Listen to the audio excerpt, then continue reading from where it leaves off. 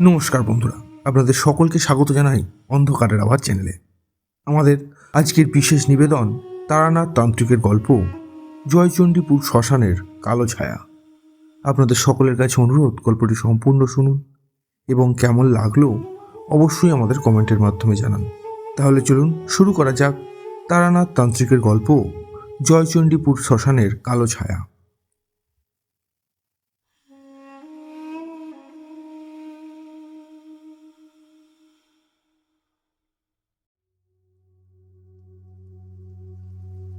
সন্ধ্যার দিকে গিয়েছিলাম তারানাথের বৈঠকখানার গৃহে। এমনিতেই আজকে রবিবার, সুতরাং বাদলার দিনে খালি খালি বসে থাকতে কেমন যেন বিব্রত বোধ হচ্ছিল। তাই ভাবলাম, যেই হারে বৃষ্টি শুরু হয়েছে তাতে বসে থেকে আজকের দিনটা মাটি করার কোনো মানেই হয় না। বরং তার চাইতে বন্ধু কিশোরীকে নিয়ে মঠ লেনে যাই। বহুদিন ব্যাপী আমার যাওয়া হয়নি তারানাথের কাছে। উনিই গপ্পবাজ ব্যক্তি। চারির বিয়ের পর ওনার একাকিত্ব মোচনের জন্য অবশ্য আমরাই আছি। যেমন ভাবা তেমনই কাজ। আলনা থেকে জামাটা নিয়ে সেটা পরিধান করে পথে পা দিয়েই দেখি দূর থেকে ধুতি সামলে কিশোরী সেন আমার দিকে এগিয়ে আসছে। অন্ধকারে গ্যাসবাতির আলোয় দেখতে পেলাম সেটা। কিশোরী আমার দিকে প্রায় যখন অনেকটা এগিয়ে এসেছে, তখন সে সহাস্য মুখে আমাকে উদ্দেশ্য করে বলল, এই যে ভাইয়া, তোমার এখানেই আসছিলাম। কই চললে? ও বুঝেছি, তারানাথের কাছেই তো। বেশ ভালোই হলো, আমি আছি যখন তখন উভয় মিলে না হয় ঘুরে আসি। ব্যক্তিটির মধ্যে অনেক ধরনের ক্ষমতা আছে, আজ ওনাকে তার কিছু নিদর্শন দেখাতে বলবো। আমার যদিও সন্দেহ নেই এই ব্যাপারে, কিন্তু দেখতে ক্ষতি কি কি কি মনে হয় ওনার এই শক্তি উনি দেখাবেন কি? খেয়ালি মানুষ, বুঝতেই পারছো। কিশোরীর কথায় সায় দিয়ে আমিও মাথা নাড়লাম, কারণ বহুদিন ব্যাপী তারানাথের কাছে যাওয়া হয়নি। আর ওনার কাছে আশ্চর্য কিছু দেখার যেই লোভ, তা সম্বরণ করা আমার পক্ষে কিছুতেই সম্ভব হচ্ছিল না। ইচ্ছেটা আমার যে কম ছিল তা একেবারেই নয়, কিন্তু সব ইচ্ছেই মাটি করল তারানাথ। উনি সরাসরি বললেন, সৎ তান্ত্রিক কখনো ওইসব দেখিয়ে বেড়ায় না জনসমক্ষে। আর সেইগুলো দেখালেও তোমরা কি বুঝবে? ওইসব হলো বেলকি। ওই দেখানোই গুরুর বারণ আছে। দুঃখিত, এই ব্যাপারে আমার কিছুই করার নেই। মনটা এক নিমেষে দমে গেল। অতটা পথ হেঁটে যখন তারানাথের দোরগোড়ায় এসে পৌঁছালাম, তখন দরজা ভিতর থেকে খুলে দিয়েছিল তারানাথের কন্যা চারি। আমাদের দেখেই সে একগাল হেসে শুধু বলেছিল, ও মা, কাকা বাবু যে, আরে আসো আসো, অনেকদিন পরে এসেছো। ভুলে গেছো আমার লেশের কাপড়খানা কই? তুমি প্রত্যেকবার শুধু ভুলেই যাও। এই যা, ভুলে গেছি চারিমা। তুই যে এইভাবে না জানিয়ে চলে আসবি সত্যি ধারণা ছিল না। আচ্ছা, তুই তো এখন থাকছিস, আমি এনে দেবো খন তোর জন্য পরের বার ওই কাপড়। এই ঠাকুরমশাই বাড়িতে আছেন? হ্যাঁ কাকা বাবু, বাবা বাড়িতেই আছেন। আজকেই আপনার ব্যাপারে অনেক কিছু বলছিলেন। আপনাদের আসার সংবাদ আমাকে একটু আগেও বললেন। আমি যাই, আপনারা বসুন ততক্ষণ। কথাটা বলেই চারি তার সারল্যের হাসি হেসে চলে গেল নিজের কাজে। তারানাথের এই অদ্ভুত ক্রিয়াকলাপের কথা শুনে আমার বিস্ময়ের সীমা রইল না। গিয়েই দেখি সত্যি উনি গভীর মনোযোগের সঙ্গে একখানা বই নিবিষ্ট মনে পড়ছেন, আমাদের দিকে পিঠ করে। আমাদের পায়ের শব্দ শুনে উনি আমাদের দিকে একবার চাইলেন, তারপর যেই না দেখলেন আমরা উভয়ে এসেছি, অমনি উৎফুল্লভাবে আমাদের সম্ভাষণ করে বললেন, আরে আসো আসো, অনেকদিন বাদে যে। তা কি খবর? পথ ভুলে নাকি? আরে না না ঠাকুরমশাই, পথ ভুলে নয়, আসলে সময়ের বড্ড অভাব। এরই মধ্যে আজকের ছুটির দিনটা স্মরণীয় করে রাখার তাগিদে, বুঝতেই তো পারছেন। আপনার শরীর স্বাস্থ্য কেমন? স্বাস্থ্যের কথা শুনে তারানাথের ঠোঁটের কোণে একটা চোরা হাসির ক্ষীণ আভাস খেলে গেল। তিনি উদাসীনভাবে বাইরের অন্ধকার ঘন আকাশের পানে চেয়ে থেকে শুধু বললেন, শরীর আর কি, ওই আছি। বিধির বিধান যেদিন ছাড়পত্র পাবো, সেই দিন এই নশ্বর দেহ ছেড়ে চলে যেতে হবে। এই যা। আপনি ওইভাবে বলবেন না দয়া করে, কারণ ওইভাবে বললে সত্যি খুব দুঃখ বোধ হয় আমাদের। ওইসব বাদ দিন। আচ্ছা, আপনি তো অনেকদিন তন্ত্র সাধনা করেছিলেন সদ্গুরুর সান্নিধ্যে, গ্রাম বাংলার শ্মশানে শ্মশানে। তা ওইখানে আপনি নিশ্চয়ই অনেক অদ্ভুত অলৌকিক দর্শন কিছু দেখেছিলেন, আর আপনার কিছু অদ্ভুত ক্ষমতা আছে।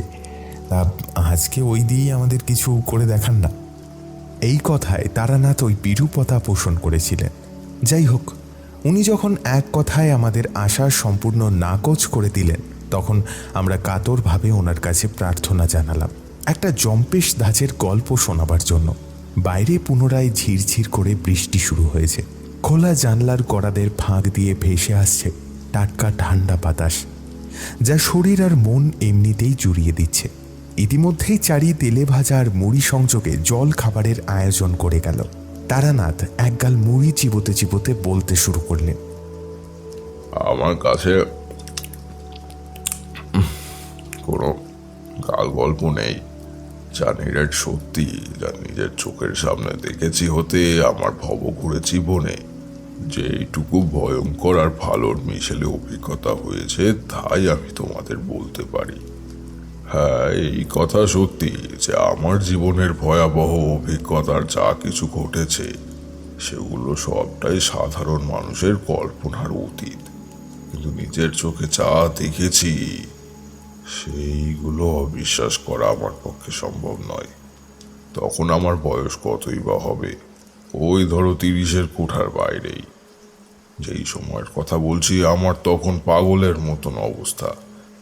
বরাকর নদীর শালবনে আমি তখন বিভোর হয়ে আছি মধুসুন্দরী দেবীর হয়ে আরাধনায়। নিত্য দেবী অন্ধকার শালবন আলোকিত করে আসেন আমার কাছে। ভক্তের ডাকে যেমন ঈশ্বর আসেন, তেমনি আমিও দেবীর জন্য ব্যাকুল হয়ে থাকতাম যে কখন রাত্রি হবে, জ্যোৎস্না ফুটবে আকাশে, নিশাচর চিবরা কখন তাদের ডাক থামাবে, আর কস্তুরী ফুলের সুবাসে সমগ্র বনচত্বর সুভাষিত হয়ে উঠবে। দেবী যখন আসতেন তখন ওই সৌরভ আমি পেতাম। মধুসুন্দরী দেবী এসে যে প্রেমময় সুখের অনুভূতি আমাকে দিয়েছিলেন, সেটা কোনো মানবীর পক্ষে প্রদান করা সম্ভব নয়। তাই বলে এই ভেবো না যে শারীরিক সুখ। এই সুখ হলো অপার্থিব এক প্রকার সুখের অনুভূতি। ওই অবস্থা থেকে শেষবারের মতোই দেবীকে আমি চাক্ষুষ দেখে যখন নিজের গৃহে অনিচ্ছা সত্ত্বেও চলে আসি, তখন আমার উন্মত্তের মতোই অবস্থা। বলা ভালো, কোনো কিছুতেই আমার তেমন মন নেই, কাহিল হয়ে পড়েছি। মনে শুধু ওই রাতের স্মৃতিগুলো ভেসে ওঠে, আর চোখের সামনে হ্যালুসিনেশনের মতোই ওই একটা নারী মূর্তি কল্পনা করি। কিন্তু নিজের চোখে যা দেখেছি সেইগুলো অবিশ্বাস করা আমার পক্ষে সম্ভব নয়। মাঝপথেই কিশোরী প্রশ্ন করল, কিন্তু ঠাকুরমশাই, আপনি তো এই ব্যাপারটা আগে শুনিয়েছিলেন আমাদের, এখন আবার শোনাচ্ছেন কেন? কারণ যেই ব্যাপারটা আমার সঙ্গে ঘটেছিল তার সঙ্গে দেবীর একটা প্রত্যক্ষ যোগাযোগ রয়েছে। উনি আমাকে ওই বিপদ থেকে উদ্ধার করেছিলেন।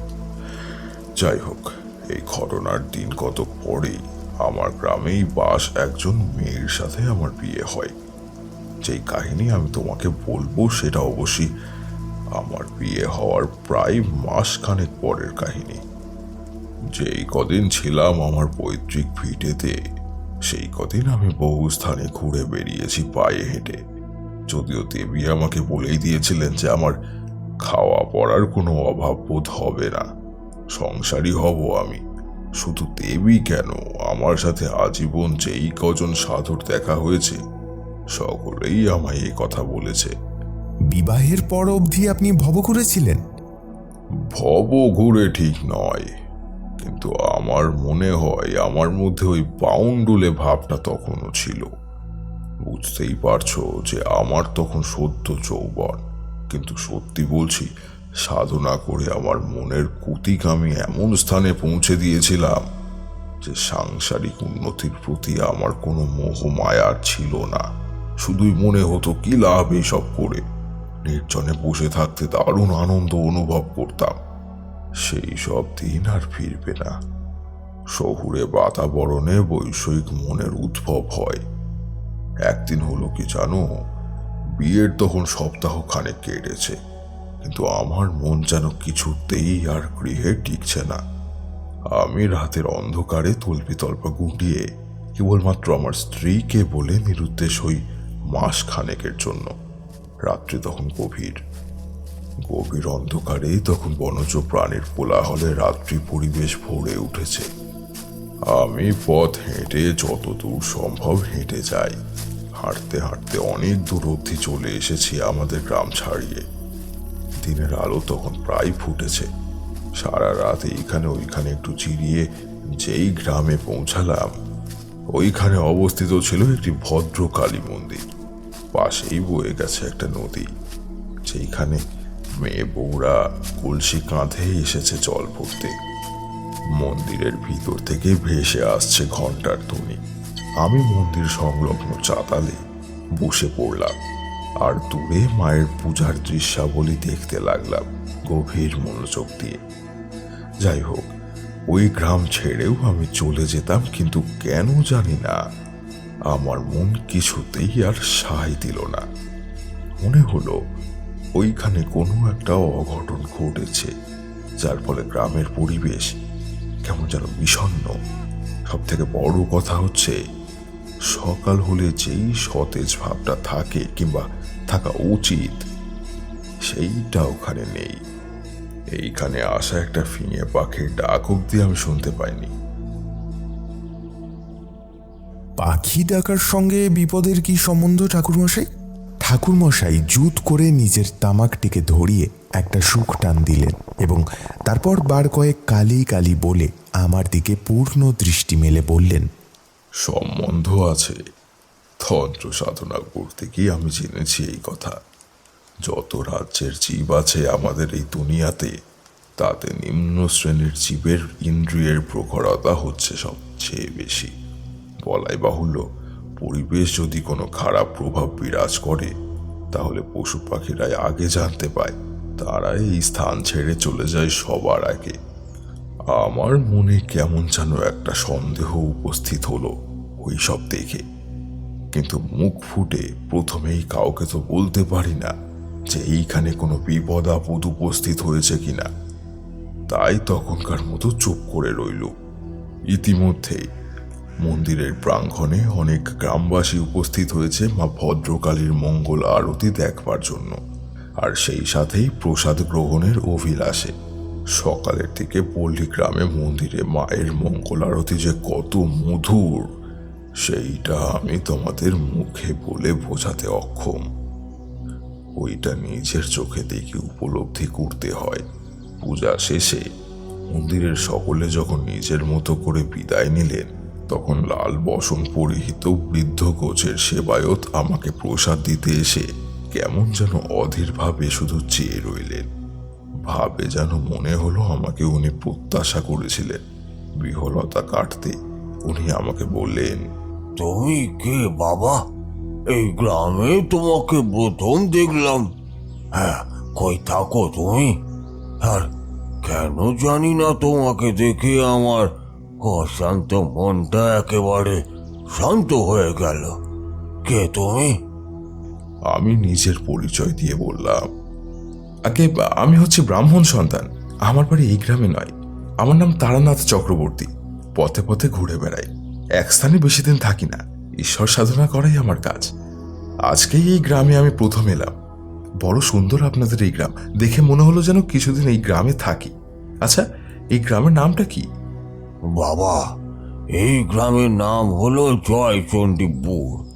এই যে গ্রাম দেখছো, অনেকদিন আগে এখানে জমিদারি বর্তন করেছিলেন।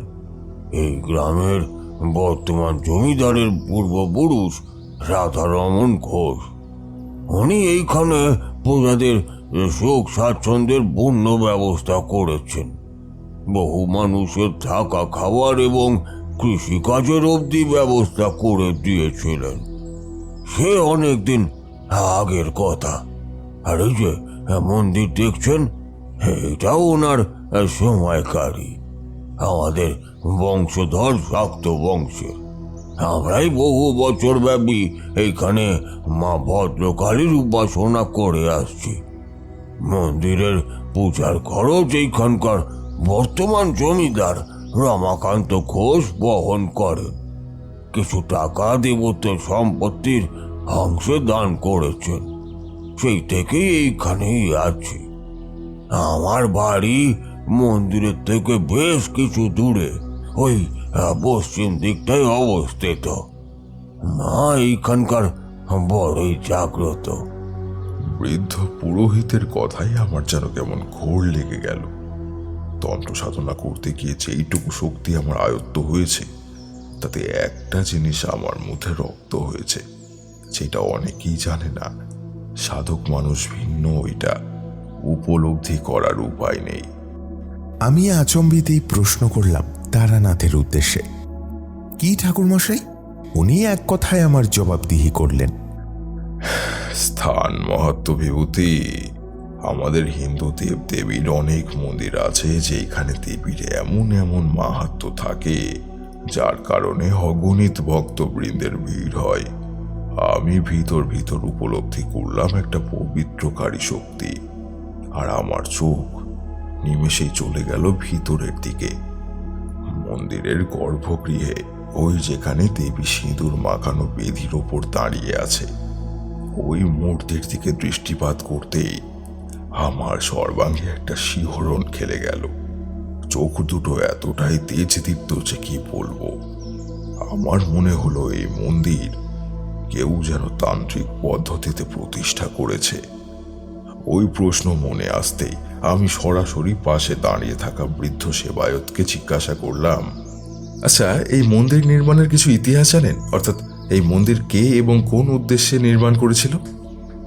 বৃদ্ধ যেন ওই কথা বলার জন্যই মুখিয়েছিল। ওনার পলিরেখাপূর্ণ মুখের মধ্যে খেলে গেল একটা ভক্তির ভাব। উনি মায়ের নাম করে কর জোরে প্রণাম করলেন, তারপর আমাকে বলতে শুরু করলেন, বাবা, এই মন্দির শুনেছি বহুদিন পূর্বে নির্মিত হয়েছে। রাধারমন বাবুর সময় এই স্থান সম্পূর্ণ পরিত্যক্ত ছিল। এইখানে আগে অনেক মানুষকে হত্যা করে মেরে ফেলা অবধি হয়েছে। অনেক নিদর্শন তুমি পাবে। ওই যে দূরে দেখতে পাচ্ছ উঁচু টিভি, সেইগুলোতে এখন কিছু কঙ্কাল পাবে মাটি খুললে। এখানে আগে যেই মানুষরা বাস করত, তারা বাইরে থেকে আসা দস্যুর আক্রমণে আক্রান্ত হয়ে ধন্যে আর প্রাণে মারা যায়। দস্যু দলের অনেকেই নাকি তাদের মেরে ওইখানে পুঁতে ফেলে রেখেছিল। অনেক সধবা নারীরা নিজেদের প্রাণ রক্ষার খাতিরে অগ্নিকুণ্ডে ঝাঁপিয়ে প্রাণ দেয়। বড়ই নির্মম ইতিহাস আছে এই গ্রামে।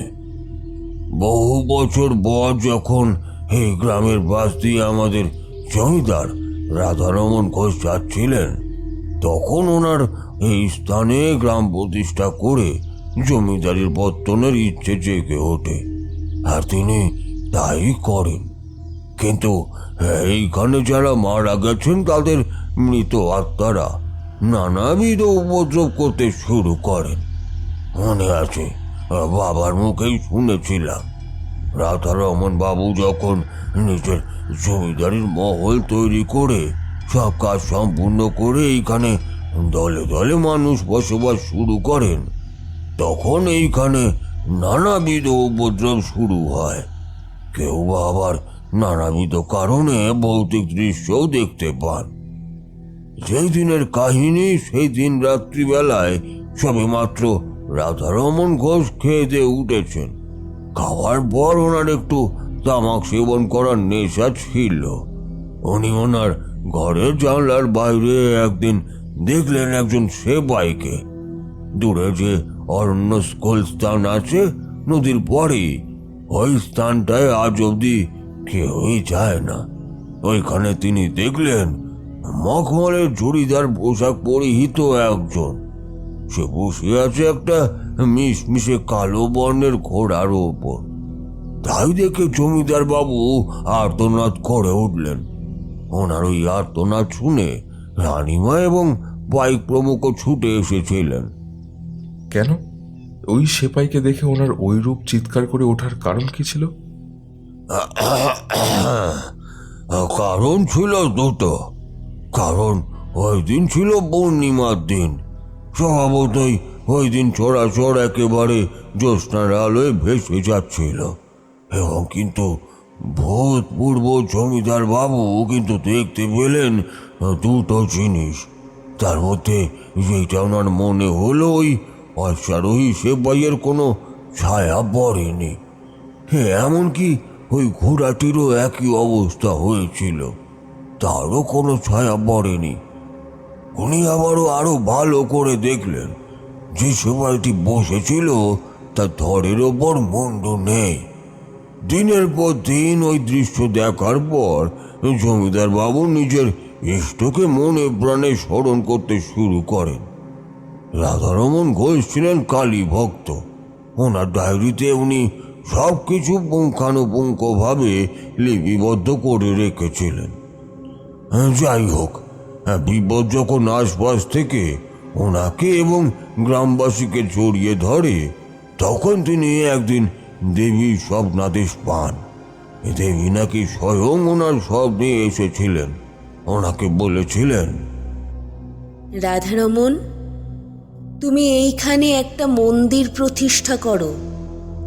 ওই মন্দিরে আমার যদি পূজা দাও, তাহলে সব বিপদ থেকে এই গ্রাম বিপদমুক্ত হবে। আর এই গ্রামের নাম রেখো আজ থেকে জয়চণ্ডী। তবে এই পূজাদি কোনো সাধারণ মাপের পুরুত দিয়ে করালে চলবে না। মনে রেখো রাধারমন, নদীর ধারের শ্মশানে একজন সিদ্ধ সাধক আসবে আগামী অমাবস্যায়। তার বেশভূষা দেখলেই তুমি তাকে বুঝতে পারবে। মন্দির নির্মাণের কাজ শুরু করে দাও রাধারমন। আমি এই গ্রামকে রক্ষা করব অপশক্তির হাত থেকে। এই বলে দেবী কালিকা মিলিয়ে যায়।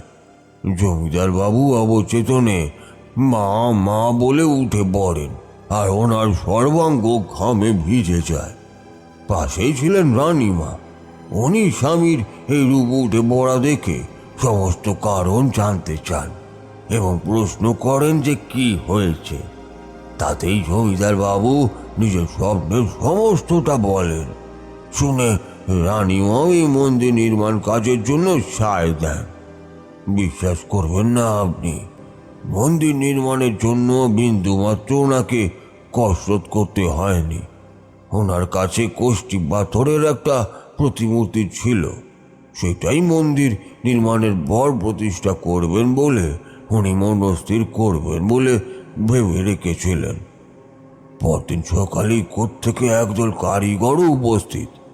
জমিদার বাবুর সামনে উপস্থিত হতেই তিনি শুধালেন, কে হে তোমরা? আমার কাছে কেন এসেছো? বিশেষ কোনো প্রয়োজন আছে বুঝি? আগে কর্তা, শুনলাম এইখানে নাকি কোনো মন্দির নির্মাণ হবে। আমাদেরকে একজন মেয়ে বলে গেল। তিনি এই গ্রামের কথা আমাদের বলেছিলেন। আমরা পাড়া গ্রামের মানুষ, ওই বীরভূম জেলার অন্তর্ভুক্ত তারাপীঠ থেকে আসছি। যদি আজ্ঞা দেন, কাজটা কবে থেকে করতে হবে আর কোথায় করবো একটু বলতে পারেন? জমিদার বাবু কি বলবেন খেয়ে খুঁজে পাচ্ছিলেন না। উনি স্বপ্নেই দিক নির্দেশ পেয়েছেন দেবীর কাছ থেকে। ফলে তিনি এইখানে মন্দির নির্মাণের সমস্ত ব্যবস্থা করলেন। মাস 2-3 অবধি এই কাজ চলল। সবচেয়ে আশ্চর্যের ব্যাপার এই যে, গ্রামের যখন ওই মন্দির নির্মাণের কাজ চলছিল, তখন কোনো প্রকার ভৌতিক উপদ্রব হয়নি। মন্দির নির্মাণ শেষ হতে জমিদার বাবু নিজের দল নিয়ে দেবীর আজ্ঞা অনুসরণ করে নদীর ধারে যেই বিস্তৃত শ্মশান আছে ওইখানে গেলেন নিজের ইষ্টিত সাধকের খোঁজে। সেইখানে অবশ্য একটা সাধকের ডেরা খুঁজে পেলেন, কিন্তু শ্মশানের মরা বোড়ায় যে সে বলল, কথা বাবা তো এই সময় থাকেন না, আপনি রাত্রিবেলা আসুন। রাত্রি দুপুরে আসুন, ওইটাই বাবার সঙ্গে দেখা করার একেবারে উপযুক্ত সময়। ওই সময় আমিও থাকবো শ্মশানের দক্ষিণ দিকে, বাবা তখন দেখা করবেন। ওই শ্মশানে রাত্রের দিকে যাওয়াটা যে কতটা বিপজ্জনক সেই কথা জয়চণ্ডী গ্রামের সকলেই জানেন। রাত্রে আসার কথা শুনে জমিদার বাবুর চোখ মুখ গেল শুকিয়ে, তবু দেবীর নাম করে ওইখান থেকে তখনকার মতোই ফিরে গেলেন। রাত্রি যখন সমাগত তখন তিনি নিজের গৃহে প্রতিষ্ঠিত কালী মূর্তির কাছে মাথা নুয়ে বললেন, মা গো, তোর ইচ্ছেকে প্রাধান্য দিয়ে আর এই গাঁয়ের মানুষের হিত চিন্তা করে আমি এবার যাচ্ছি শ্মশানের সাধক ঠাকুরকে খুঁজতে। তুমি আমার পাশে থেকো মা। যদি কোনো বিপদ আপদ হয় আমি একেবারে অকুল সমুদ্রে পড়ে যাব। আমায় একটু দেখো মা, একটু দেখো। কথাটা বলেই যেই না জমিদার রাধারমন বাবু মাথা নামালেন প্রণামের উদ্দেশ্যে, অগ্নি দেবীর হাত থেকে একটা জবা ফুল টুপ করে ওনার মাথায় পড়ল, আর ওইটাই আশীর্বাদী ফুল ভেবে নিজের পাঞ্জাবির বুক পকেটে রেখে একাই চললেন নিশীথ রাত্রের ওই শ্মশানের উদ্দেশ্যে। ওনার কাছে পথের দিশা বলতে ছিল শুধু একটা লণ্ঠন। পথে যেতে যেতে কতই না উনি ভয়ঙ্কর অনুভূতি উপলব্ধি করলেন। মনে হতে লাগলো কেউ যেন ওনার পিছু নিয়েছে। উনি চোখ বুঝে অরণ্য সংকুল শ্মশানের ভিতরে প্রবেশ করলেন, আর তারপরই ওনার মনে হলো কেউ যেন ওনার আশেপাশে চলেছে। অবশ্য কাউকে উনি দেখতে পাচ্ছিলেন না, তবে একটা শক্তির অংশ অনুভব করতে পারছিলেন শুধু। শ্মশানের দক্ষিণ দিকে ওই ডোমকে খুঁজে পেতেই উনি ডাকলেন। ডোম তখন বসে বসে নেশায় মশগুল ছিল। জমিদার বাবুর দিকে একবার শুধু লাল বর্ণের চোখ তুলে চাইলেন। ওইটা দেখা মাত্রই জমিদার বাবু ঈষৎ ভয় পেয়ে কালী কালী নাম স্মরণ করলেন। ওই ডোম নিজে না গিয়ে ডানাতে তর্জনী তুলে ইশারায় পথ দেখিয়ে দিয়ে নিশাতুর কণ্ঠে বলল, ওই ওই যে পথটা বেঁকে গেছে ডান দিকে, ওইখানে গেলেই আপনি বাবা টালপাড়ার কর্ণকুঠি দেখতে পাবেন। ওইখানেই চলে যান, আর নিজের যা বিপত্তি বাবাকে জানাবেন, ঠিক আছে? বাবা কাউকে ফেরান না, কাউকে ফেরান না। তবে এইটাও নিয়ে যান, এইটা নিয়ে যান। হ্যাঁ, নইলে বাবা রুষ্ট হন। আজকেই আপনাদের কথা ভেবে এনে রেখেছি। যান যান যান যান। ডোম যেখানে বসেছিল ওইখানেই একটা কাঠকুটো দিয়ে একটা আগুন মতো করেছিল। ওই জোয়ান মধ্য ডোমটা পাশের একটা কাপড়ের পুটলি থেকে বের করলো দেশি মদের বোতল। সেটা জমিদার রাধারমন বাবুর হাতে হস্তান্তর করে দিয়ে উনি পুনরায় পথের নির্দেশ পুষিয়ে দিলেন। জমিদার বাবু সুরাপূর্ণ পাত্রটি নিজের সঙ্গে নিয়ে দেখানো পথে এগিয়ে চললেন। বন ঝোপ জঙ্গল বায় বায় বেরিয়ে সত্যি একখানা তাল পাতার ছাওয়া একটা বর্ণ কুটির ওনার নজরে পড়ল, আর কুটিরের পাশেই একটা নিম গাছের নিচে উনি দেখলেন একজন খালি গায়ে বসে থাকা সাধক শ্রেণীর মানুষকে, যে গাছের সঙ্গে বাঁধানো বেদির ওপর বসে ধ্যান করছিল। জমিদার বাবু থতমত খেয়ে শুধু দাঁড়িয়েই রইলেন। ওই সাধক শ্রেণীর মানুষটি চোখ খোলার পর পূর্ণ দৃষ্টিতে চাইলেন, আর সামনের দিকে ওনার ডান হাত প্রসারিত করে বললেন, আমার সুরা কই? ওইটা ছাড়া আমার সঙ্গে দেখা করতে এসেছিস? সুরাবিহীন মা কারুর ইচ্ছে শোনেন না। দে দে আমাকে সুরাপূর্ণ পাত্রটা। ভয় ভয় সাধুর সামনে ওইটা রাখলেন জমিদার বাবু। সাধু ছিপি খুলে ওই কাঁচের বোতল থেকে সুরাটা একটা নর খপ্পরে ঢেলে তারপর সেটা তার ইষ্টের শিলামূর্তির কাছে রেখে আকণ্ড পান করে তৃপ্তির সাথে বার দুই বললেন, মা দয়াময়ী, সকলের ভালো কর মা। তোর প্রতিনিধি আমার কাছে এসেছে রে মা। আমাকে শক্তি প্রদান কর মা, দেখা দে মা, দেখা দে। জমিদার বাবু হাঁটু গেড়ে মাটিতে বসে বললেন, তারপর অনুকম্পার সুরে বললেন তার স্বপ্নাদেশের কথা। কথা শুনে ওই সাধু অট্টহাসি করে বললেন,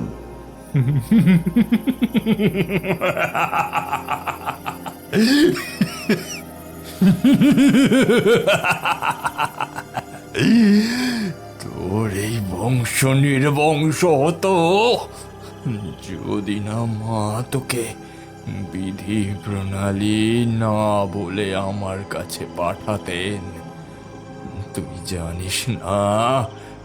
তুই জানিস না কি ভুল তুই করেছিস। বছরের পর বছর নির্যাতিত মানুষদের দল নিজের জীবনের বলিদান দিয়েছে ওইখানকার মাটিতে। তাদের দেহ শূন্য হলেও শান্তি পায়নি। ফলেই তারা মেনে নিতে পারছে না ওই পরিত্যক্ত ভূমিতে মানুষের বসবাস। যাক যাক যাক যাক, যাই হোক, আসছে কৃষ্ণা ত্রয়োদশী তিথিতে মায়ের পূজার ব্যবস্থা কর। ওই পূজা হবে তন্ত্রোক্ত পদ্ধতিতে। শুধুমাত্র এই গ্রামের পুরুষরাই থাকবে সেখানে। গ্রামের যেই কজন প্রজা আছে তাদের স্ত্রী কন্যা সকলকে স্থানান্তর করার ব্যবস্থা করিস, কারণ অপশক্তি মেয়েদের উপরেই প্রথমে তাদের প্রভাব বিস্তার করবে। এখন যা, গ্রামে এই কথাটা গিয়ে রটিয়ে দে। ওইখান থেকে জমিদার বাবু ছুটে এসে পরদিন জানিয়ে দিলেন তান্ত্রিক সাধুর বিধান। অনেকেই ওই গ্রামের জমিদার বাবুর কাছে নিজেদের অসুবিধা নিয়ে কথা বলতে এসেছিল, গ্রামের মধ্যেকার ভৌতিক উপদ্রব নিয়েও। এই কথা শুনে নির্দিষ্ট দিনের আগেই সকলে দিন 15-এর জন্য তাদের স্ত্রী কন্যাকে অন্যত্র পাঠিয়ে দিলেন। জয়চন্ডিকায় শুধু ঠাঁই হলো পুরুষদের। নানাবিধ জোগাড় যন্ত্র করে ফেলেছিলেন জমিদার বাবু। তিনি যখন এত কিছু ব্যবস্থা করেছিলেন তখন অনেক বাধা বিপত্তি উপস্থিত হয়েছিল। যাকে দিয়ে তিনি দশকর্মা চিনি শান্তি দিয়েছিলেন সে মাঝপথে সাপের কামড়ে কাহিল হয়ে পড়ে। জমিদার বাবুর চৌহদ্দির মধ্যে যেই কটা গাছ ছিল সব শুকিয়ে যেতে শুরু করে। মন্দিরে কালিকা মূর্তির প্রতিষ্ঠার দিন যতই এগিয়ে আসছিল ততই উদ্বিগ্ন দেখাচ্ছিল আমাদের ভূতপূর্ব জমিদার রাধারমন ঘোষকে। প্রায় সন্ধ্যার দিকে উনি 2 হাত পিছমোড়া করে নিজের শোয়ার ঘর সংলগ্ন বারান্দায় কিসব যেন চিন্তা করতেন। যাই হোক, দিন যখন এগিয়ে এলো, অর্থাৎ পূজার প্রশস্ত দিন, ওই দিন নাকি অনেক বড়ই কাণ্ড ঘটে গিয়েছিল। বলা বাহুল্য, ঢাকি যে আছে সে দাঁড়িয়ে মন্দিরের সামনে, সমস্ত ব্যক্তি খাটিয়ে রাখা শামিয়ানার ভিতর বসে আছে। শুধু এই সন্ন্যাসী ঠাকুরের কোনো বার্তা নেই। দূরে ঝোপে ঝাড়ের আড়াল থেকে প্রহরে প্রহরে শিয়াল ডাকছে দল বেঁধে। মন্দিরের আশেপাশের বাতাস বেশ ভারী, গুমটভাবে আচ্ছন্ন সমস্ত দিক।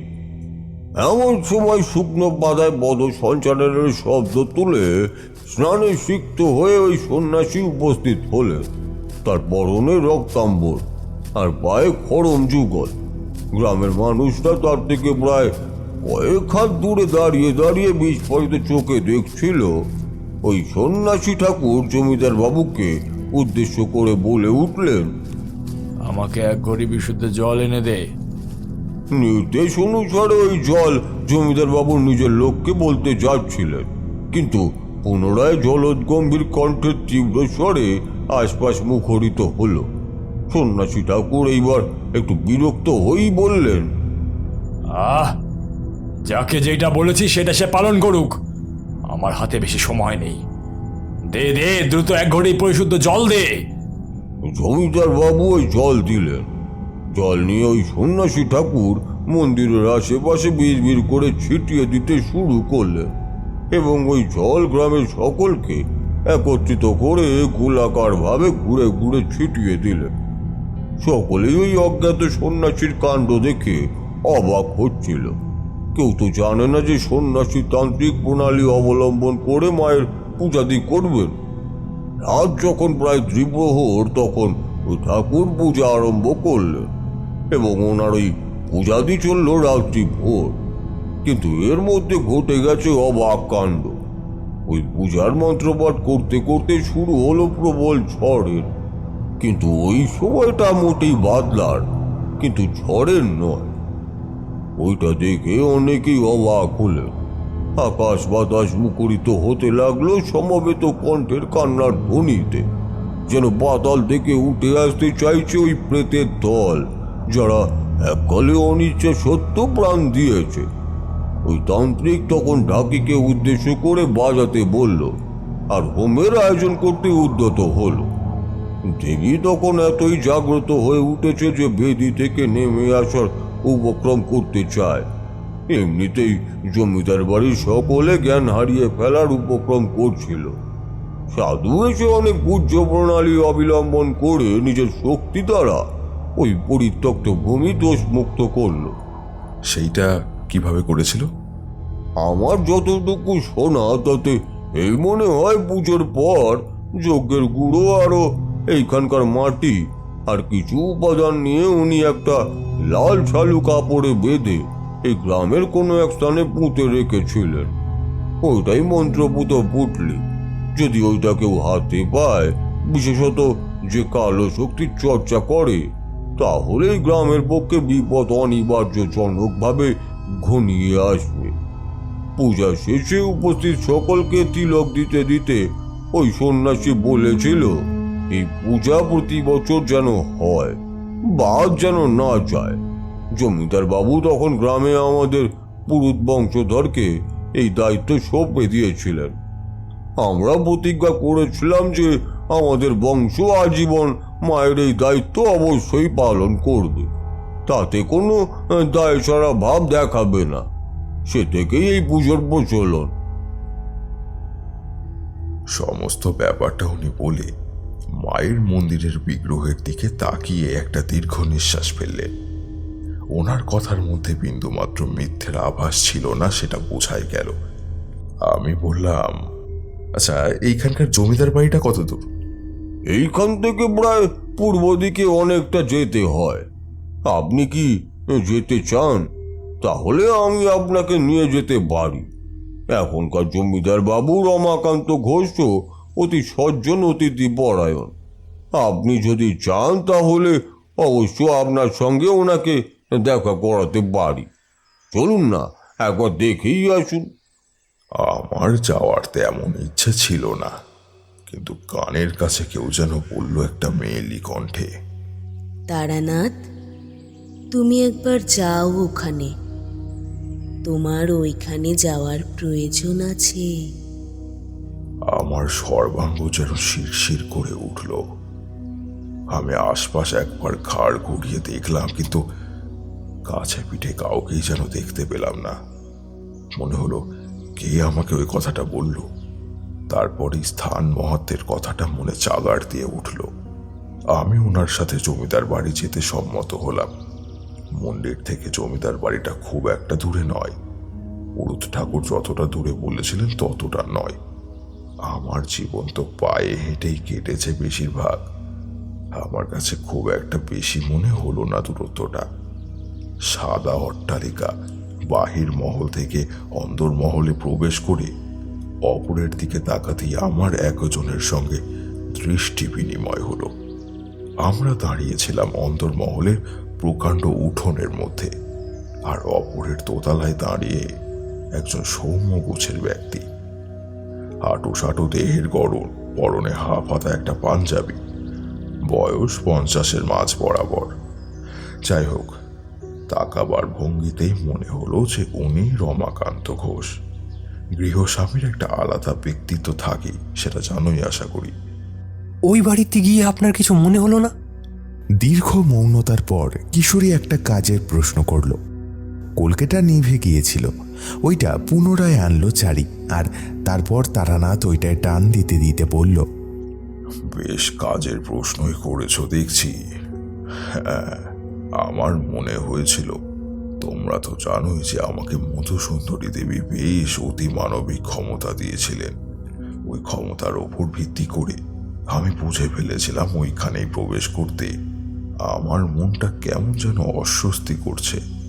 আর যাই হোক, উনি থামের ওপর হাত রেখে আমার দিকে অন্য মনস্কের দৃষ্টি নিক্ষেপ করে এমনভাবে চেয়ে রয়েছেন যেন উনি কিছু ভাবছেন। নিচ থেকে ওই সেবায়ত বললেন, জমিদার বাবু, এই দেখুন কাকে নিয়ে এসেছি। ইনি আমাদের জয়চণ্ডী গ্রামের অতিথি, তারানাথ চক্রবর্তী। আমার নাম শুনে জমিদার বাবুর যেন হুঁশ ফিরল। তিনি সতৃষ্ণ নয়নে আমার দিকে একবার চেয়ে রইলেন। নিমেষের মধ্যে ওনার মুখে খেলে গেল এক প্রফুল্লতার ভাব। উনি এমনভাবে আমার দিকে চাইলেন যেন আমাকেই আশা করেছিলেন। অপর থেকে পুরুত ঠাকুরের উদ্দেশ্যে বললেন, ওইখানে দাঁড়িয়ে রইলেন কেন? আপনি আসুন না, ওপরে কথা হবে। বাইরে থেকে জমিদার বাড়ির জৌলুস না থাকলেও ভিতরে কিন্তু সাজানো গোছানো ধরনের। সামনের সিঁড়ি ভেঙে আমরা উভয় ওপরের দিকে উঠলাম। তারপর কার্পেটের উপর দিয়ে আমরা চলতে শুরু করলাম। সামনের দিকে চেয়ে দেখি একটা নিজের আসনে উপনীত জমিদার বাবু আমাদের আসুন আসুন বলে অনেকবার অভ্যর্থনা করে ডাকলেন। জমিদার বাবু আমাকেও আশেপাশের সকলকে বিস্মিত করে আমার পদধূলি গ্রহণ করে বললেন, আপনি সে সিদ্ধ পুরুষ যে কিনা মানুষের দুঃখ মোচন করেন। আরে মশাই, আমি তো আপনার অনেক নাম শুনেছি। আপনার অপেক্ষাতেই দিন গুনছিলাম। আর যাই হোক, আপনি এসে পড়েছেন, এখন অনেকটা নিশ্চিন্ত বোধ করলাম। আপনি এখন আমার অতিথি, এখানেই থাকুন। আমি একটা গভীর সমস্যা হয়েছে, কাকে যে বলি, তাই এখানকার মাকে আমি জানিয়েছিলাম। দেখি মা আমার কথা রেখেছে। জয় মা ভদ্রকালী, জয় মা ভদ্রকালী। বলেই উনি ভক্তি গদগদ চিত্তে মাকে কর জোরে প্রণাম করলেন। এরপর ওখানেই দুপুরে স্নান খাওয়ার পর যখন সন্ধ্যার দিকে জমিদার বাবুর তলব পেয়ে আমি গেলাম, তখন দেখি উনি নিজের শোয়ার গৃহে বসে রয়েছেন। রানীমা আমাকে দেখে প্রণাম করে সজল চোখে নিজের মেয়ের দিকে একবার চেয়ে রইলেন। জমিদার বাবু আমাকে দেখে বললেন, ঠাকুর মশাই, এই যে দেখুন, আমার কন্যা মৃন্ময়ের কি অবস্থা হয়েছে। আমার এমন ফুটফুটে ফুলের মতো মেয়েটা কেমন যেন হয়ে গেছে। আপনি আপনি অনেক কিছু জানেন ঠাকুর মশাই, দেখুন যদি কিছু করা যায়। ওর কিছু একটা হয়ে গেলে আমি নিজেকে সান্ত্বনা দেওয়ার মতো আর কিছুই পাবো না। তাই দয়া করে যদি কিছু করেন। আর উনি কথা বলতে পারলেন না। কন্যার এমন অসুখে ওনার গলা বুঝে এসেছে। তাই আমি ওনাকে পাশে সরিয়ে বসলাম আর কপালে হাত রাখলাম। জমিদার রমাকান্ত বাবুর মেয়েটির বয়স ওই বছর 15 মতো হবে। দেখতে সুশ্রী, কিন্তু ওনার সাময়িক অসুস্থতার ফলে তার দেহে জৌলুস অনেকটা কমে গিয়েছে।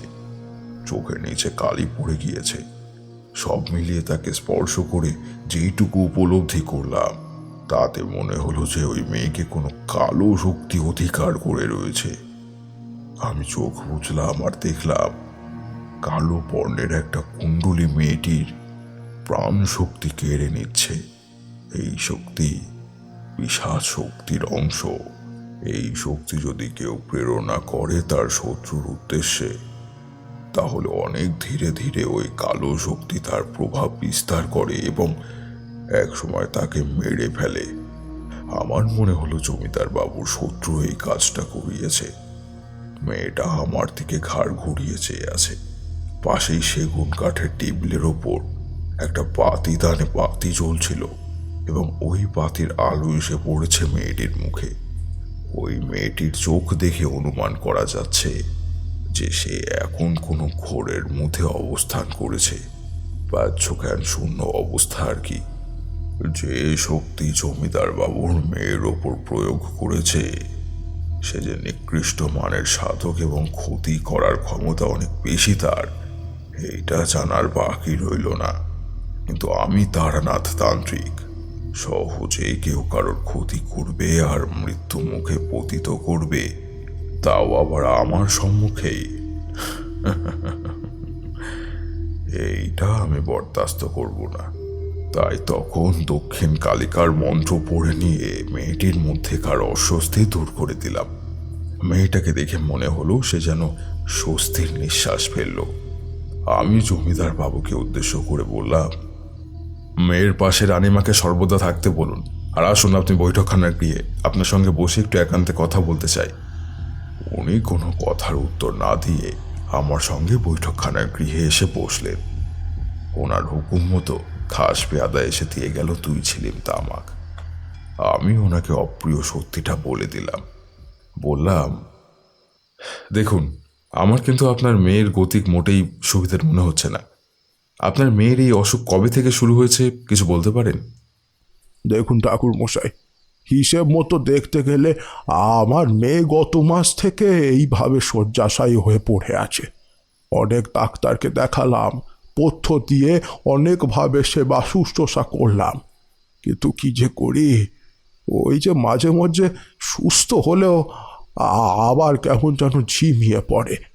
সদর থেকে বড় ডাক্তার এনেও লাভ হয়নি। ডাক্তার বলল অসুখটা টাইফয়েডের।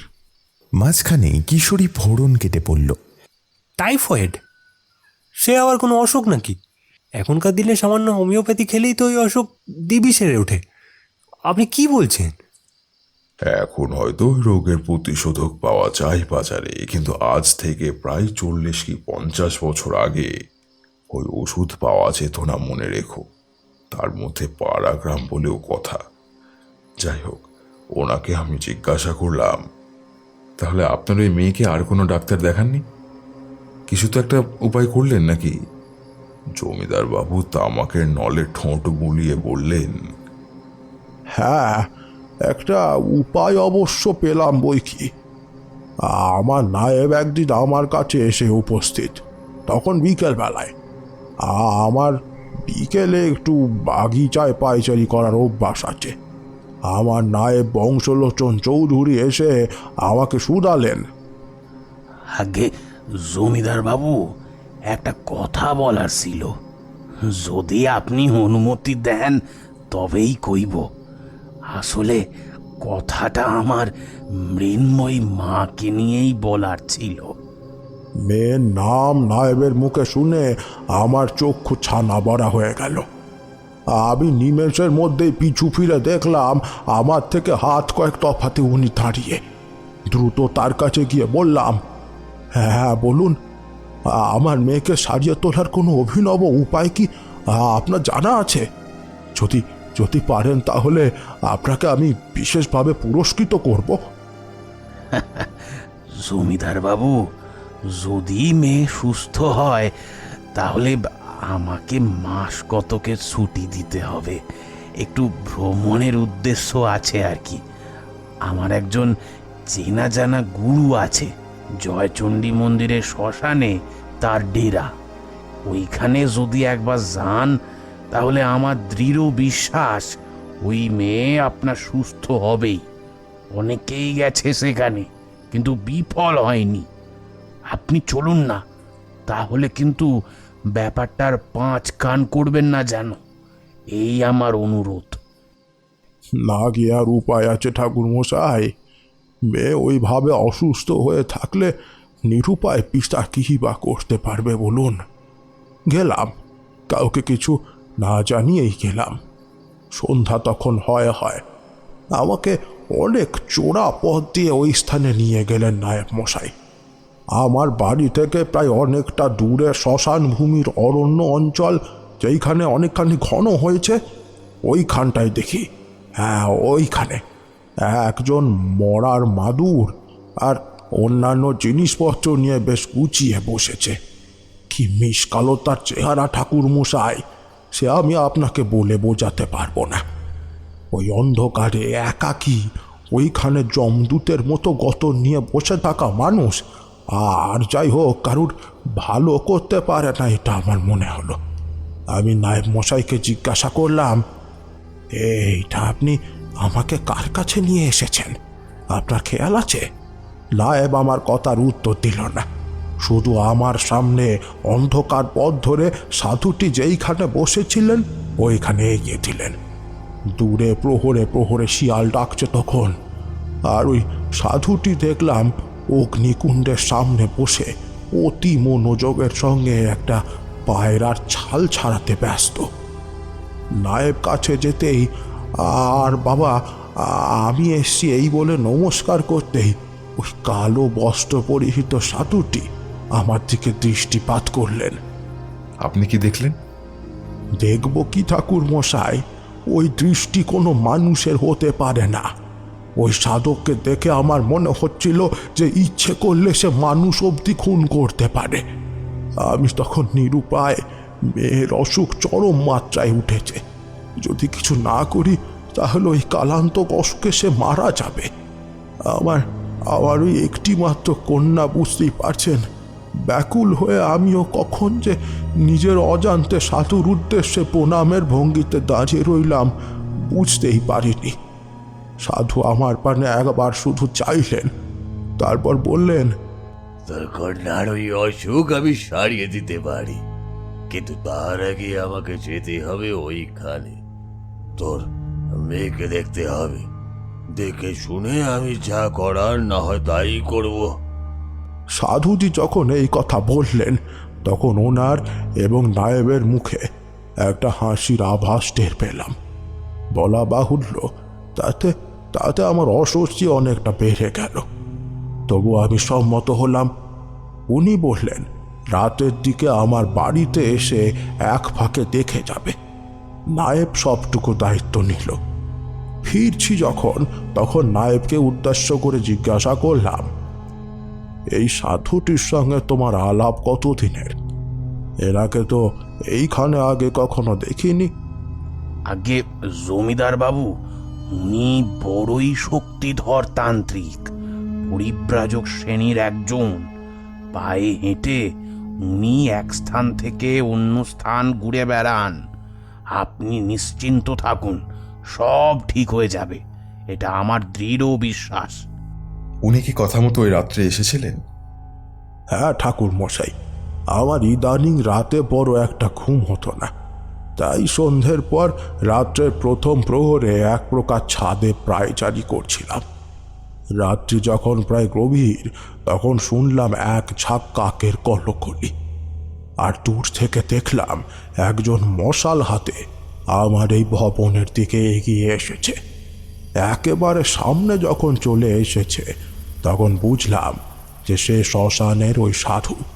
কিন্তু আশ্চর্য হলাম এইভাবে যে ওনার মাথার উপর চক্রাকারে এত কাক কেন ঘুরে বেড়াচ্ছে। সেই কাকের আয়তন কিন্তু নেহাত কম নয়, লম্বায় আর উচ্চতায় অনেকটাই।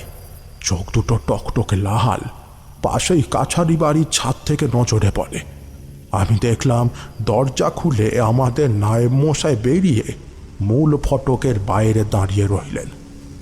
আমি যে তাদের দেখতে পাচ্ছি সেটা কারুর জানা ছিল না। অন্ধকারে আমি আর একটু মিশে গেলাম যার জন্য। যে যাই হোক, সাধুজি আমার বাড়িতে আসতে একজন খাস চাকর আমাকে সংবাদ দিল। আমি নেমে এলাম নিচে, আর যথাসম্ভব আতিথ্যতা দিয়ে ওনাকে বৈঠকখানায় সাদরে নিয়ে বসালাম। তান্ত্রিক সাধু দেখি কটা চোখ নিয়ে আমার গৃহের আসবাবপত্রের সমস্ত জিনিস বেশ খুঁটিয়ে খুঁটিয়ে নজর করতে লাগলো। জমিদার বাবু, আপনি একটা মস্ত বড় ভুল করে ফেলেছেন। শ্মশানবাসী কাউকে গৃহে স্থান দিতে নেই। আমি তান্ত্রিকের মার্গ আপনার বর্ণনা থেকে অনুধাবন করতে পেরেছি। এরা নিম্ন শ্রেণীর তন্ত্র সাধনা করে, এদের সঙ্গে বড় আত্মার কোনো যোগাযোগ থাকে না। এরা শয়তানের পুজো করে, কিন্তু আপনার এতে কোনো দোষ নেই। নায়েব মশাই হয়তো আপনার অনিষ্ট সাধনের জন্য এমনটা করে থাকতে পারে। আপনি সাধক মানুষ ঠাকুর মশাই, আমরা এই গ্রামের ছাপোষা মানুষ। তান্ত্রিক সাধুদের ব্যাপারে আমাদের অত জ্ঞানটা নেই। ওই সাধু মানুষটি আমার বৈঠকখানায় বসে কোনো জলযোগ অব্দি স্পর্শ করলেন না, শুধু আমাকে বললেন, এই বেটা, মেয়ে কই? হ্যাঁ, তাকে একবার দেখতে চাইতো নাকি? জানি আয়, দেখি কি করতে পারি তোর জন্য। আমি অসুস্থ মেয়েকে নিয়ে ওনার সম্মুখে নিয়ে উপস্থিত হলাম। উনি আমার মেয়ের দেহ বার কতক স্পর্শ করে হাতের তালু ইত্যাদি দেখে শুনে নিয়ে কি সব নিজের মনে বিড় করে উঠলেন। না, এ ব্যাপার সুবিধার নয়। এ অসুখ কোনো হাকিম দ্বারা সারানো কর্ম নয়। ভালোই করেছিস আমার কাছে এনে। তবে তোর মেয়ের শরীরে এমন কিছু লক্ষণ আছে যেটা দ্বারা সে ইচ্ছে করলেই দেবী শক্তি জাগিয়ে তুলতে পারে। যাক, হ্যাঁ, সেসব কথা যাক। হ্যাঁ নে, হ্যাঁ, এটা ধারণ করিয়ে দিস, দেখবি তাহলেই সব কিছু ঠিক হয়ে গেছে। এই মন্ত্রটা আমি দিচ্ছি, প্রত্যেক সন্ধ্যার দিকে ওকে তোদের বাগিচার দিকে মুখ করে পাঠ করতে বলিস, কেমন? নির্দেশ দিয়ে নিজের কোমরে গুঁজে থাকা একটা ন্যাকড়া থেকে একটা গোলাকার আংটি বের করলেন। তামার উপরে ওই কালো বর্ণের আংটিটা অনেকটাই বড়। ওই আংটিটা পরিয়ে দিলাম ওনার নির্দেশ মতো অমাবস্যার অন্ধকারে। তখন অবধি আমার মেয়ে সুস্থই ছিল, কিন্তু তারপর যে কি হলো ঈশ্বরই জানেন। চলে যাওয়ার আগে আমাদের বাগিচায় ওনার লম্বা ধারালো নখ দিয়ে একটু মাটি খুঁড়ে কি যেন পুঁতে দিলেন, বুঝতে পারলাম না। আচ্ছা, আপনি ওই স্থানটা আমাকে দেখাতে পারবেন? তাহলে আমি জিনিসটা একবার দেখতাম। যদি দেখান তাহলে ভালো হয়। জমিদার বাবু আমার দিকে একবার চাইলেন, তারপর বললেন, সে স্থান কি আমার মনে আছে ঠাকুর মশাই? অত অন্ধকারে বিরাট বাগিচায় কই যে জিনিসটা পুঁতেছে ওইটাই তো আমার মনে নেই।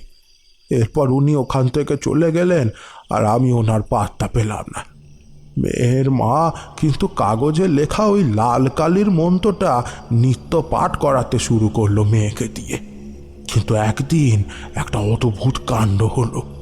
আমি বাস্তববাদী মানুষ, আধো ভৌতিক কিংবা অধিদৈবিক ব্যাপারে আমার কোনো কালেই বিশ্বাস নেই।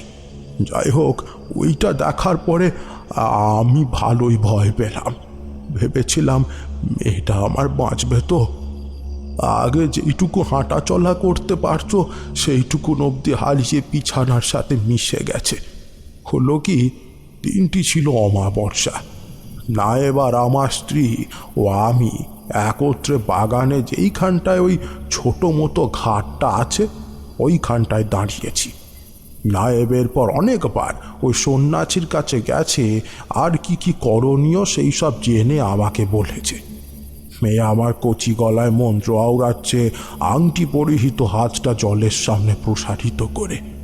কিন্তু 12 মন্ত্র আওড়াবার পর দেখি মাটিতে রক্ত পড়ছে ফোঁটা ফোঁটা। তাই দেখে আমি অবাক হয়ে রক্তের উৎসের দিকে মুখ বাড়াতেই দেখি তার মুখ আর নাক থেকে রক্ত পড়ছে। আর ওই আংটিটা থেকে এক প্রকার তীব্র কালো উদ্ভাস নির্গতিত হচ্ছে। সে আমার দিকে একবার দৃষ্টি নিক্ষেপ করলো আর বাবা বলে মাটিতে লুটিয়ে পড়ল। আমি তো ভয় পেয়ে গিয়েছি। আর ওই দিন থেকে আমার মেয়ের এইরূপ অবস্থা। নায়েব অব্দি বেপাত্তা ওই স্থান থেকে। আমি লেঠেল সেনা পাঠিয়েছিলাম ওই সাধুটিকে ধরে আনার জন্য, কিন্তু বিধি বাম, সে অন্যত্র চলে গিয়েছে। আপনি যখন বুঝলেন ওই আংটিটা ভালো নয় তখন খুলিয়ে দিতে পারতেন। রমাকান্ত বাবু এইবার নিজেকে ধরে রাখতে পারলেন না।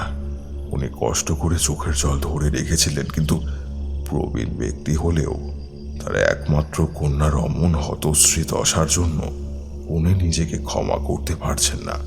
ফলে তিনি অশ্রুপাত করে বললেন, সে চেষ্টা কি করিনি ঠাকুর মশাই, কিন্তু প্রত্যেকবার ব্যর্থ হয়েছি। ওইটা একটা অজ্ঞাত শক্তি বন্ধনে আবদ্ধ। সব শুনে আমি চুপ করে রইলাম। কি আর বলি ভেবে অস্থির হয়ে রইলাম। এইরূপ অনিষ্টকারী বিদায় কাটানো আমার জানা নেই। ফলে আমি কি আদৌ ওই মেয়েকে বিপদের মায়াজাল থেকে উদ্ধার করতে সক্ষম হব, এইটা ভেবেই দিন কাটছিল। কিন্তু একদিন তার উত্তর আমাকে আরাধ্যা দেবী মধুসুন্দরী আমাকে বলে দিলেন। আমরা কৌতূহলী হয়ে তারানাথের উদ্দেশ্যে প্রশ্ন করলাম, কিরকম ব্যাপারটা একটু খোলসা করে বলুন তো।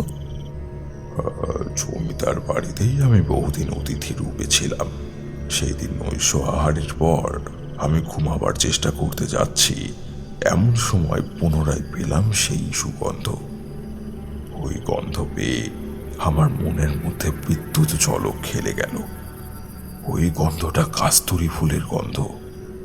দেবী আমার কাছে এসেছেন এইটা ভেবে আমার অবাক লাগলো।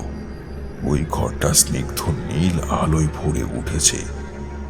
আমি দেবীকে দেখতে না পেলেও দেবীর কথাগুলো শুনলাম স্পষ্ট। কি বললেন সেটা বলছি না, কিন্তু যা শুনলাম তাতে আমার মনের খটকাটা সম্পূর্ণরূপে দূর হয়ে গেল। আমি পরদিন সকালে উঠেই বাগিচায় গিয়ে দেখি ঈশান কোণের দিকে কিছু একটা পোতা রয়েছে। আমি জমিদার বাবুকে উদ্দেশ্য করে বললাম, আপনার গৃহের এইখানে ওই তান্ত্রিক সাধু পুঁতে রেখেছেন, যার কারণে বাড়িতে এই অশুভ প্রভাব কাজ করছে। আপনি এক কাজ করুন, আমাকে কিছু জিনিস এনে দিন, এই প্রভাব আমি কাটিয়ে দিতে পারি। আসছে অমাবস্যায় আমি পুজো করব আমার আরাধ্যা দেবীর। আর পাশে একটা ছোট্ট মাপের পট রাখবেন, যেইটায় মহামায়ার ছবি থাকে যেন। আর কিছু আমাকে নিজেই সংগ্রহ করতে হবে, পারবেন তো? আর হ্যাঁ, ওই ফর্দের জিনিসগুলো কেবল আপনিই আনবেন, কাউকে আনতে দিলে হবে না, মনে থাকে যেন। তাহলে ওই ভয়ঙ্কর জিনিসটা এখনই খুঁড়ে বার করে দিলে না হয় তো অনেক নিশ্চিন্ত হই। না জমিদারবাবু, ওইভাবে খুঁড়ে জিনিসটার হদিশ পাওয়া যাবে না। আপনি ব্যবস্থা করুন, আমাকে আলাদা করে আপনার বাড়ির উঠোনের ঠিক মাঝখানে একটা পূজাদি করতে হবেই, নইলে যে আমি ওই অশুভ শক্তির প্রভাব হ্রাস করতে পারবো না। প্রসঙ্গত বলে রাখি, এইখানে আমি 2 প্রকার পূজাদি করেছিলাম। ওনাকে বলে দিয়ে আমি গ্রামের ওই কালী মন্দিরে গেলাম। গিয়ে দেখি যে ওই বৃদ্ধ পুরুত মায়ের আরতি সেবা সম্পূর্ণ করে প্রসাদ বন্টন করে ওইখান থেকে বেরুবার উদ্যোগ করছেন। আমাকে দেখে একগাল হেসে উনি কাছে এগিয়ে এলেন এবং বললেন, এই যে ঠাকুর মশাই, আপনি? জমিদার বাবুর খুকির কি খবর? মেয়েটা ঠিক হবে তো? আমি ওনার কথায় তেমন উত্তর না দিয়ে মন্দিরের মাটি কিছুটা নিয়ে সেইটা নদীর জলে শুদ্ধ করে মায়ের কাছে রেখে শুদ্ধ করে লাল সালুতে বেঁধে শটান পাড়ের দিকে মন্ত্র পড়তে পড়তে চলতে শুরু করলাম। আর কিছু উপকরণ যেমন কাকের টানা পালুক, হলদে সাপের আঁশ ইত্যাদি সংগ্রহ করে চললাম ওইখানে। আমি ইতিমধ্যে চন্দ্র দর্শনে দেখতে পেয়েছি যে এই গ্রাম থেকে প্রায় মাইল 15 দূরবর্তী একটা গ্রামের সীমান্তে যেই শ্মশান আছে, ওইখানে ওই তান্ত্রিক সাধু আর নায়েব মশাই ঘাঁটি গেড়েছেন। নায়েবের উদ্দেশ্যে এই জমিদারের পতন ঘটিয়ে নিজের জমিদার হয়ে উঠবেন। আর ওই তান্ত্রিক মেয়েটিকে যে নিজের নৈবেদ্য স্বরূপ ব্যবহার করবে নিজের ইষ্ট শয়তানের কাছে। ফলে বুঝতেই পারছো কতটা বিপদ। জমিদার বাড়িতে পদার্পণ করতে দেখলাম যে জমিদার বাবু আমার বলা জিনিসগুলো ইতিমধ্যে সংগ্রহ করে রেখেছে। ওনার মেয়েটির জ্বর অনেক বেশি বেড়েছে, ডাক্তার এসে বসে রয়েছে ওনার গৃহে। আমি গিয়ে ব্যাপারখানা দেখলাম। জমিদার বাবুকে আড়ালে ডেকে জিজ্ঞাসা করলাম যে উনি যেন আমাকে 1 দিনের জন্য ওই মন্দিরের চাবি জোগাড় করে দেন। কেন ঠাকুর মশাই? আপনার এই বাড়ির বাতাবরণের মধ্যে আমি আপনার মেয়েকে রাখতে চাই না, কারণ আমি তান্ত্রিক হোম করব। আর ওই হোমের একটা প্রভাব অবশ্যই এইখানে পড়বে, মনে রাখবেন। তাই বলছি যে আজকের সন্ধ্যার পর মেয়েকে নিরাপদে রানীমার সঙ্গে মন্দিরের গৃহগর্ভে রেখে আসুন। আর কেউ থাকবে না। পবিত্র দেবভূমিতে থাকলে কোনো অশুভ শক্তির ক্ষমতা নেই যে কারোর ক্ষতি করে। যা বলছে সেটা ভালোর জন্যই বলছি। ওই তান্ত্রিক সন্ন্যাসীর কিন্তু আজকে আপনার সর্বস্ব উজাড় করে দেওয়ার জন্য তার পোষা পিশাচ নিক্ষেপ করবে। আপনি তো আমার পাশেই থাকবেন, তাই দেখুন কি কি হয়। আর হ্যাঁ, ভয় পাবেন না একদম। জমিদার বাবু আমার ওপর একান্তই নির্ভরশীল হয়ে পড়েছিলেন। উনি আমার কথা বেদ বাক্যের মনে করে পালন করছিলেন। আমার কথায় সন্ধ্যার দিকে উনি গরুর গাড়ি ভাড়া করে ওই মন্দিরে পৌঁছে দিলেন নিজের আদরের কন্যা আর স্ত্রীকে।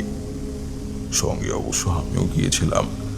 যদিও মন্দির, কিন্তু আমার মনে ভয় থাকায় একটা মন্ত্রের বেষ্টনীতে আবদ্ধ করে রেখেছিলাম। রানীমাকে উদ্দেশ্য করে বললাম, রানীমা, আপনি কোনো প্রকার ভয় পাবেন না কেমন?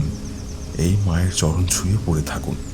সকালে আমি আপনাকে এখান থেকে নিয়ে যাব, আর তার আগে যদি কেউ আপনাকে এখান থেকে ডাকে তাহলে যাবেন না, কারণ আপনাকে যারাই ডাকবে তারা কেউ মানুষ নয়। তাদের উদ্দেশ্য আপনার মেয়েকে নিষ্ঠুরভাবে হত্যা করার। রানীমা কোনো কথা বললেন না, শুধু আমার পানে ফেল ফেল করে চেয়ে থেকে ঘুমন্ত মেয়ের দিকে দৃষ্টিপাত করে কান্নায় ফেটে পড়লেন। ওদিকে পশ্চিম আকাশে কেউ যেন মুঠো মুঠো আবির ছড়িয়ে দিয়েছে। আমাকে মহেন্দ্রক্ষণ লাগার আগেই ওইখানে পৌঁছে যেতে হবে। ওই যজ্ঞ করতে গেলে আবার নতুন বস্ত্র ধারণ করতে হয়। জোগাড় যন্ত্র সব তৈরি করে আমি নদীর ঘাটে গা ধুচ্ছি। মনে হলো অদূরে ঝোপের আড়াল থেকে কেউ যেন আমার দিকে তাকিয়ে রয়েছে। আমার মনে হলো অমঙ্গলজনক একটা ভাবের সঞ্চার হলো। আমি কোনো ক্রমে নিজের স্নানটা সেরে উঠে ওই গরুর গাড়িতে রওনা হলাম। বাড়ির দিকে প্রবেশ করতেই আমার নজরে পড়ল মেঘের মতো এক রাশ কালো ধোয়ার কুণ্ডুলি জড়ো হয়েছে জমিদার বাড়িকে আলিঙ্গন করে। জমিদার বাবু আমাকে নতুন রক্ত বস্ত্রটা দিলেন। ওইটা ধারণ করে আমি শুরু করলাম পূজাদি। প্রণালী কি ছিল ঠাকুরমশাই? মাঝপথেই কিশোরী প্রশ্ন করে উঠল। শুনে ঠাকুরমশাই উত্তর দিলেন, তান্ত্রিক দীক্ষা না নিলে ওইসব প্রণালী আমি তোমাদের বলতে পারবো না কখনোই। এইসব অতি উচ্চবিদ্যা, কিন্তু কি হয়েছিল সেইটা বলতে পারি।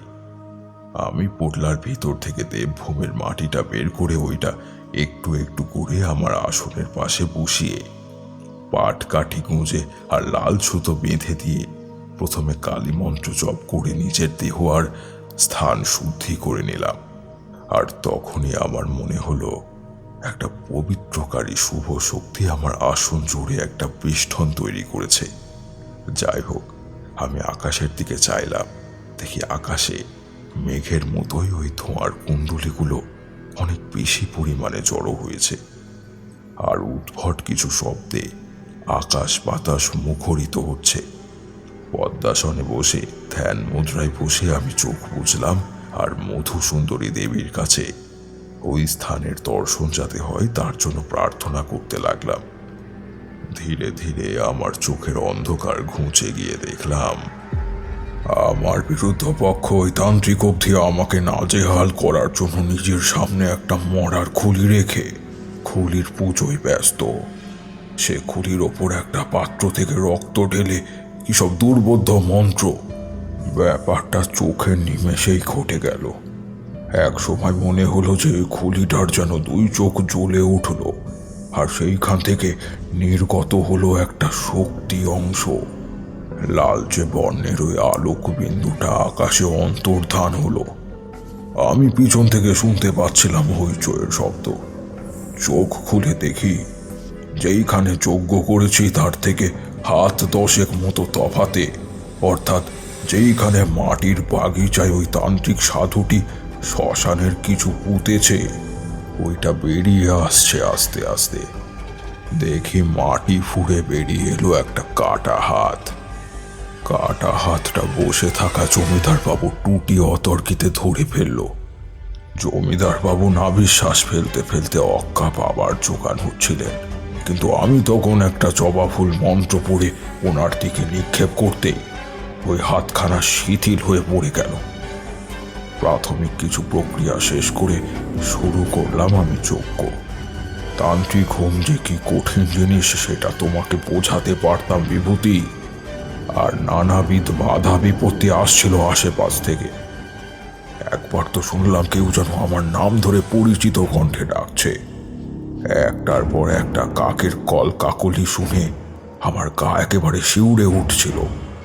শেষ আহুতি দেওয়ার সময় সাথে সাথে ঘটল একটা অদ্ভুত ঘটনা। প্রচণ্ড একটা ঝড় উঠল। দেখলাম চোখের আগুন প্রায় নিভে যাওয়ার মতোই। কি যেন একটা প্রসাদোষম বাড়ি থেকে বেরিয়ে অদূরে নিজের গন্তব্যের দিকে ধাবমান হলো।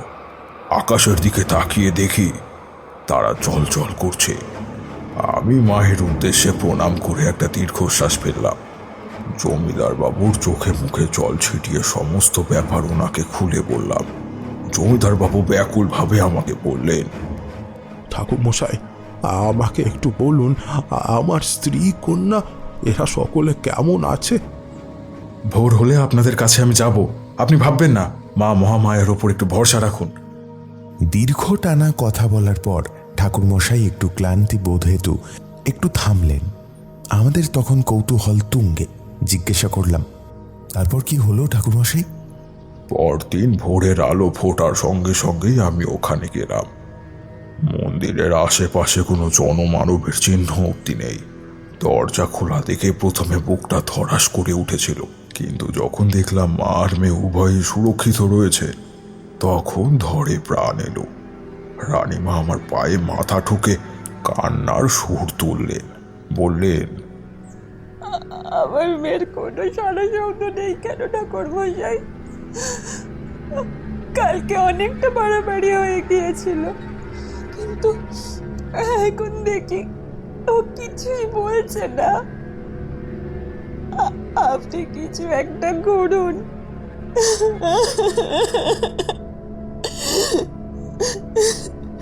কালকে সারা রাত এইখানে অনেক ভয় ভয় কাটিয়েছি।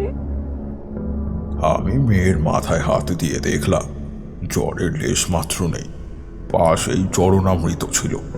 ওইটা কয়েক ফোঁটা মেয়েটির মুখে ঢালতেই সে চোখ মেলে চাইল। বিপদ সব দিক থেকে কেটে গিয়েছে বুঝতে পেরে জমিদার ও ওনার স্ত্রী মা ভদ্রকালীকে প্রণাম ঠুকে আমাকে একটা বেলা কাটিয়ে তারপর যেতে দিয়েছিলেন।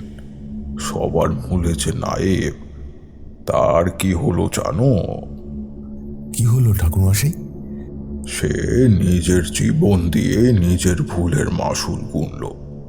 তান্ত্রিক নিজের অক্ষমতা বুঝতে পেরে নিজের নামের সংকল্প নায়েবের নামে করে ওইখান থেকে পাত্তারি গুটিয়ে ভেগেছিল। জমিদার বাড়ি থেকে যাওয়ার আগে ওই অভিশপ্ত আংটিটা আর ক্রিয়াকলাপের যা কিছু উপকরণ সব জলে বিসর্জন করে ওইখান থেকে আমি চলে গিয়েছিলাম। তারানাথ থামলেন। বাইরে বৃষ্টি থামার দরুন আমরা ওনার কাছ থেকে বিদায় নিলাম।